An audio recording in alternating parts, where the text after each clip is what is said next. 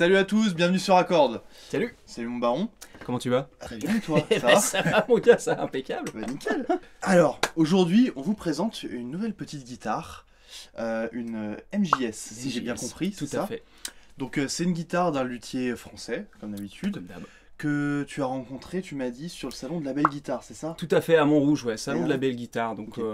Tu nous en racontes un peu plus mais dessus je peux tout à fait vous en raconter plus. Donc en fait, donc MJS, le créateur de cette marque, c'est Godefroy, Marie-Jules.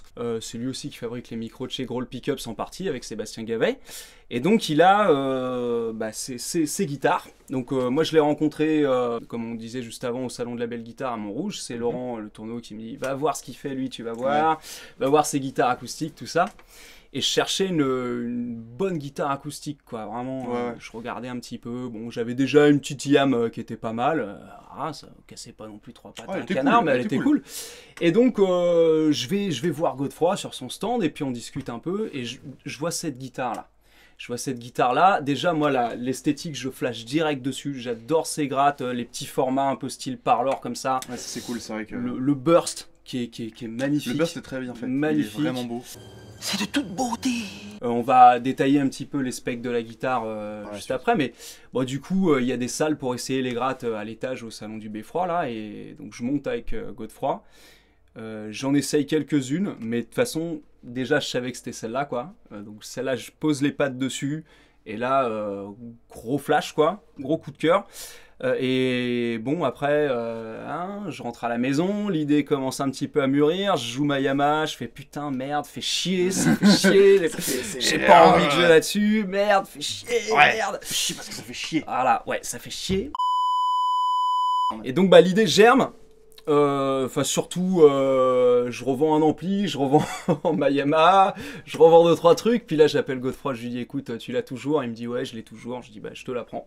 C'est bon, c'est réglé. Et ben, je regrette pas du tout, quoi. C'est vraiment une guitare sur laquelle je me sens super bien, qui a un son de dingue. Le truc qui m'a frappé aussi, c'est la jouabilité de cette guitare. C'est un truc de malade. Ouais, ça c'est vrai que c'est fou. Pour une acoustique comme ça, C'est folk, t'as posé les pattes dessus, hein, t'as pu te rendre compte, hein, vraiment. Là, je commence à la jouer.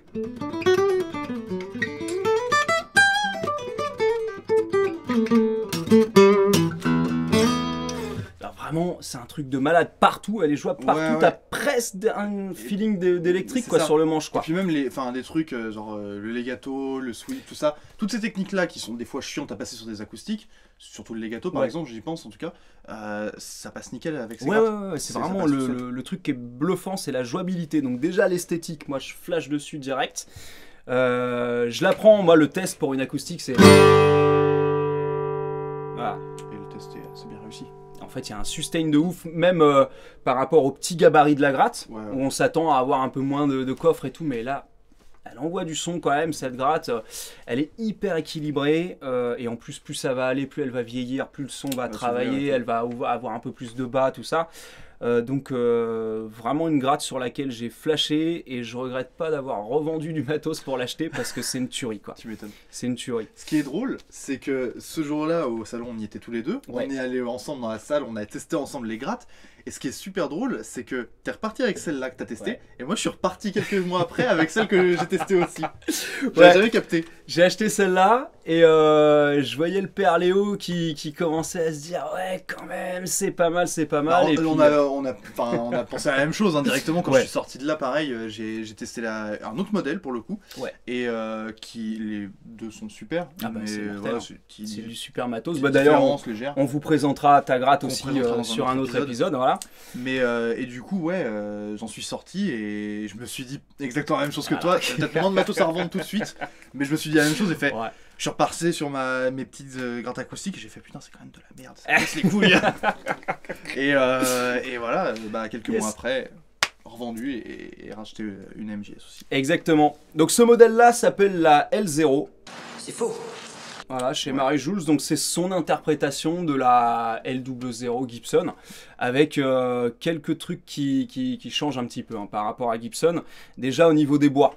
Donc au niveau des bois, comme pas mal de luthiers, Godefroy met un point d'honneur à bosser avec des bois non exotiques. Donc là, le dos, les éclisses, le manche et la touche sont en noyer. Ok. Et la table est en épicéa de Suisse, si je dis pas de conneries. Donc il essaye de vraiment rester dans des bois qui n'ont pas fait des milliers de, voilà, de bornes oui, 200 bornes encore, ça 200 000 200 000 bornes en bateau. Voilà, donc du noyer.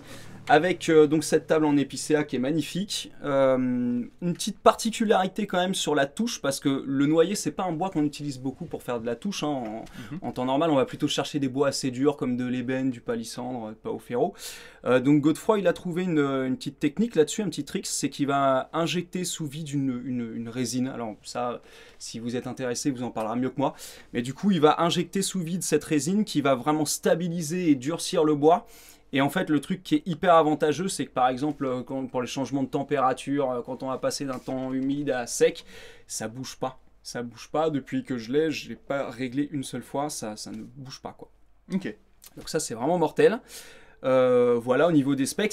Alors, une petite différence par rapport à la Gibson, c'est au niveau du profil du manche. Donc, on parlait de la jouabilité, c'est en grande partie dû à ce manche, en fait, qui a un profil en C. Contrairement au Gibson, je crois qu'on retrouve pas mal de profils en V sur ce genre de modèle, un manche assez fat. Là, vraiment, ce manche-là en C, là, est C ou D? Ah. A few moments later. Non, c'est un C, je crois, c'est un C. C'est un C, et du coup, vraiment une jouabilité de dingue, quoi. Vraiment sur tout le manche. Ça, ouais. C'est l'autoroute, quoi. Et moi qui joue beaucoup d'électrique, beaucoup plus que d'acoustique, j'ai vraiment besoin d'une guitare comme ça, parce que quand il faut se taper 3 heures de gig acoustique, si la gratte elle a les cordes à ça de la touche et que le manche c'est une bûche, je vais un petit peu en chier. Ouais. Donc ce que je te propose, mon Léo, c'est que tu vas la jouer un petit peu, hein, comme ça carrément. tu vas me faire ton petit retour là-dessus. Et bah très bien.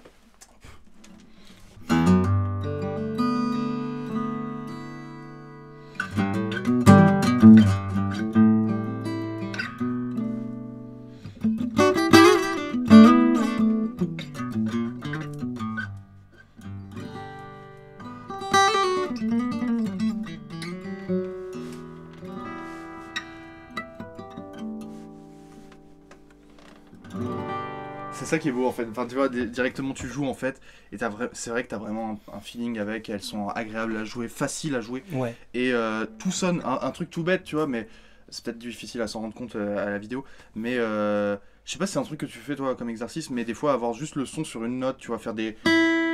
essayer vraiment d'avoir une note d'aller qui chercher sonne, le son sur... Ouais. Parce que tu peux jouer des fois plein de notes et ça sonne pas trop, mais des fois t'as juste essayé d'avoir, quand tu fais des thèmes tout bêtes par exemple, essayer d'avoir de mettre du poids dans chaque note. Chaque note du poids. Et là je trouve c'est vraiment le cas, même quand tu joues vite, même quand... C'est ça, en fait c'est un instrument, moi la première fois que j'ai posé les pattes dessus, je trouve que c'est hyper inspirant et qu'en fait ton attitude quand tu prends ce genre d'instrument n'est pas la même. Tu la prends, t'as envie d'être calme, d'être posé, de la jouer vraiment relax et tout, et de justement, comme tu dis, aller chercher de l'intention dans chaque note. T'as du sustain aussi beaucoup sur les notes, c'est un truc qui... C'est des petits détails, hein, et des fois qui sont pas trop perceptibles, surtout sur des vidéos, ce genre de choses, mais par contre quand vous les avez dans les mains, quand vous avez la guitare contre vous, que ça résonne, là c'est autre chose, c'est vraiment pareil, comme tu disais, des trucs simples, faire un accord ouvert. Ouais.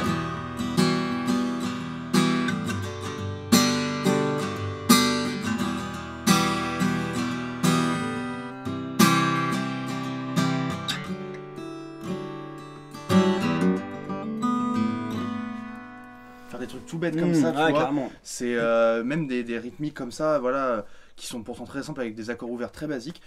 T'es content, c'est tout bête, mais t'es content, t'as la banane, bien. Tu le fais, tu fais ah putain, mais c'est en fait c'est juste le son qui manquait quand j'ai fait. Je trouve qu'il y a un truc aussi qui est vachement frappant sur cette gratte, et je pense un peu sur toutes les guitares de Godefroy, mais c'est qu'il y a une dynamique là, tu peux vraiment aller chercher vraiment dans le son, quand tu lui rentres dedans, ça explose et tout.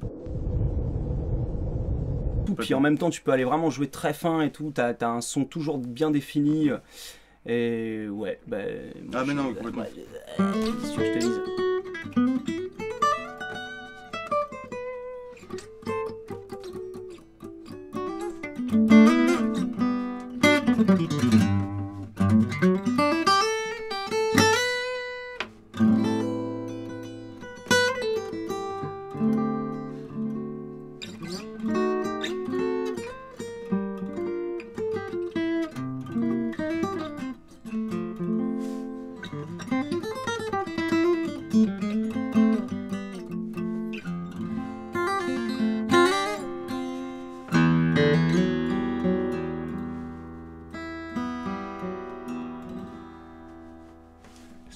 c'est vraiment ce truc-là, c'est inspirant.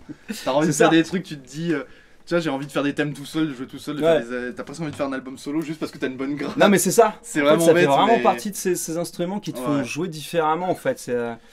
Et puis elles ont une gueule. Enfin, parce que je parle aussi de la mienne là en l'occurrence, mais celle-là elle a vraiment une gueule, les rainures du bois, la qualité de fabrication, tout. Je trouve ça vraiment. On vous montrera des petits plans d'insert, on voit bien les veines du noyer derrière qui sont magnifiques. Et tout. Le spinning là, c'est la grande classe. Il est beau. C'est la grande classe, donc vraiment une guitare dont moi je suis mais complètement ouf.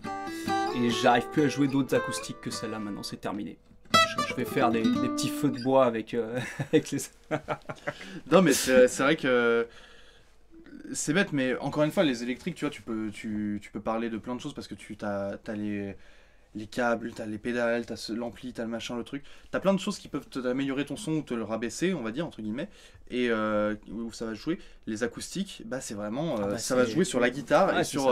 allez, je dis pas, les cordes sont importantes, il y a plein de petits trucs qui vont jouer aussi, mais c'est vraiment ce qui va faire que vous jouez, entre guillemets, bien ou pas, et que vous êtes à l'aise avec l'instrument, ça va vraiment être la qualité de l'instrument, la qualité des bois, comment ça carrément. Il faut trouver son truc, après on dit pas que c'est...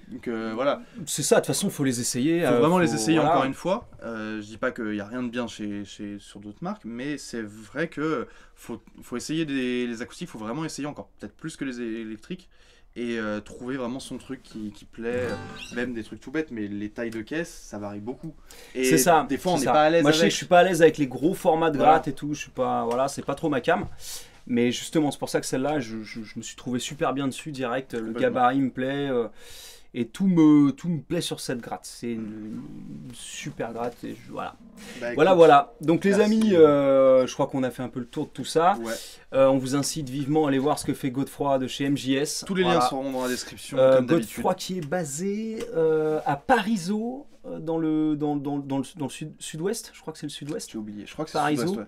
Regarde sur mon téléphone portatif. Godefroy qui est donc bien à Parisot, au nord-est du Tarn-et-Garonne, à la frontière de l'Aveyron, près de Villefranche de Rouergue. Voilà, on vous incite vivement donc à aller voir. Exactement, avec l'accent du sud.